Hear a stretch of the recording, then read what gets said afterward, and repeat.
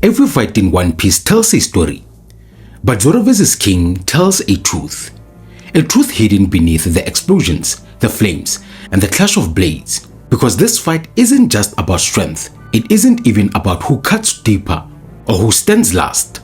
It's about identity. What shapes it, what destroys it, and what happens when a warrior finally accepts who he was always meant to become. On one side stands Zoro, a man who carved himself out of struggle, discipline, and purpose. On the other hand stands King, a survivor of extinction, a weapon created by loss, loyalty, and fire. And somewhere between their blades lies a meaning most viewers never notice. This is the moment Zoro doesn't just defeat an opponent, he discovers himself. And King doesn't just fall, he reveals the tragedy of a man who never could. Today, we uncover the truth behind one of One Piece's most misunderstood battles. Zoro and King stand on opposite ends of a single truth. Power is never just power. It is shaped by the path that forged you. Zoro's path is carved through choice. Every step of his life has been an act of will. He trained until his bones cracked, chased strength because he believed it could be earned, and carried his promise to Kunai as a burden he chose to bear. When Enma tests him, it isn't simply a sword demanding Haki. It is a blade asking a question: do you know who you are? And for the first time, Zoro answers honestly. Not a drifter, not a bounty hunter, not a man running from his past. A king's right hand, a future strongest swordsman, a conqueror. King, meanwhile, is the opposite. His strength was never chosen, it was demanded of him. Born of a near-extinct race, hunted, experimented on, and saved by Kaido, King's identity becomes a debt. His promise is not a bond but a cage. The flames that make him invincible also trap him in a past he can't escape. His power is overwhelming, but it has no inner direction. Where Zoro sharpens identity, King abandons it. Where Zoro's blades resonate with purpose, King's wings carry the weight of a destroyed heritage. Their clash becomes inevitable, a man discovering who he is meant to be, against a man who never had the chance. When Zoro and King finally clash at full strength, the battle stops being physical and becomes ideological. King fights with a force of nature, overwhelming, unpredictable, switching between forms without hesitation. His flames rise, his wings spread, and every attack feels less like a technique and more like the world correcting itself. King doesn't fight to win, he fights because there is no version of him without Kaido. Zoro, by contrast, fights with growing clarity. Every strike becomes him closer to understanding both King and himself. He studies King's patterns, recognizes the flaw in the Lunarian's defenses, and slowly aligns his will with Enma's hunger. When Enma nearly drains him dry, Zoro realizes something critical. The sword isn't punishing him, it's demanding honesty. To will Enma, he must stop holding back. He must stop doubting the destiny everyone else already saw in him. The turning point comes when King mocks Zoro's ambition, calling it impossible, but that doubt becomes fuel.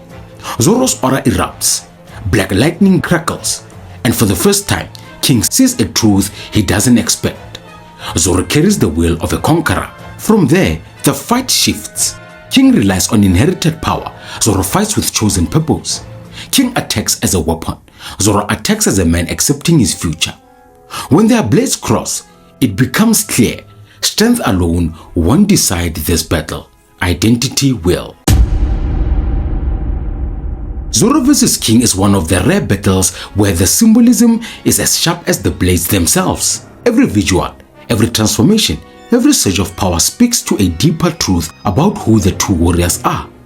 King's flames represent the burden of his ancestry, a contrast reminder of a people wiped out. When his flames burns bright, he becomes untouchable, a living embodiment of survival. But when the flames fade, so does the illusion of invincibility. His power is tied to a heritage he can never reclaim, a past he cannot escape.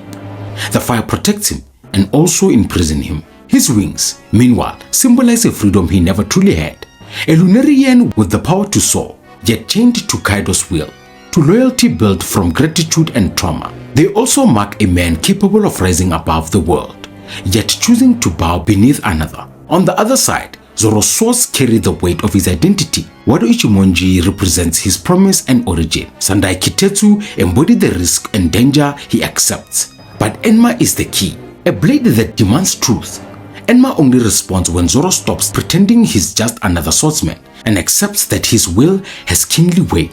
And then there is Conqueror's Haki, the ultimate symbol. The moment Zoro's internal identity becomes an external reality, it isn't power granted, it's power revealed. Together, the fire, wings, and blades form a single message. King's power comes from what he lost. Zoro's power comes from who he becomes. When the dust settles, the outcome of Zoro vs King feels inevitable. Not because Zoro is stronger, but because their destinies were never equal. King's identity is anchored to someone else's dream. His entire life revolves around Kaido, the man who saved him, the man who gave him purpose, the man who turned him from a survivor into a weapon. His strength is immense, but it is borrowed strength, power without personal direction. Zoro, however, fights for a future only he can reach. His promise to Kunai, his loyalty to the future pirate king, his ambition to surpass every swordman alive.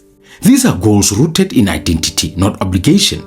When Enma tests him, Zoro rises. When King doubts him, Zoro ascends. His Conqueror's Haki ignites not because he gains something new, but because he finally acknowledges who he is. In the end, King loses because his power is tied to his past. Zoro wins because his power points towards the future. A future where he stands beside the pirate king and is the strongest swordsman in the world.